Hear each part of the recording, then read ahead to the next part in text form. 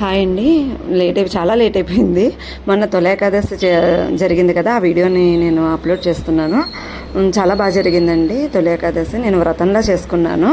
పూర్తి ఉపవాసం ఉండి ప్రసాదం చేసుకుని పండ్లు తీసుకుని ఉపవాసం చేశానండి. మనం ఫ్రూట్స్ తినచ్చు, లైట్గా మనం ప్రసాదం లాగా చేసుకుని తింటారు ఏకాదశి అంటే. నార్మల్గా పెద్దవాళ్ళు అయితే అన్ని ఏకాదశులు ఉంటారు. మన ఓపికను బట్టి, మన ఆరోగ్య సమస్యను బట్టి, మన ఆరోగ్య విధి విధానాన్ని బట్టి మనం ఉపవాసం ఉండాలి కూడా.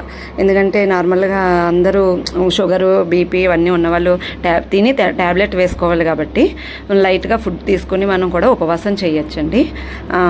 అలానే ఇంట్లో ఒత్తులు ఎలా చేసుకోవాలి ఈజీగా అనే వీడియో కూడా నేను అప్లోడ్ చేస్తాను.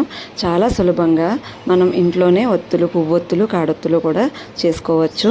మన యొక్క టైంని బట్టి మెయింటైన్ చేసుకుంటూ చేయొచ్చండి. ఆ వీడియోని కూడా త్వరలోనే నేను పెడతాను. Please share and subscribe my channel. Thank you.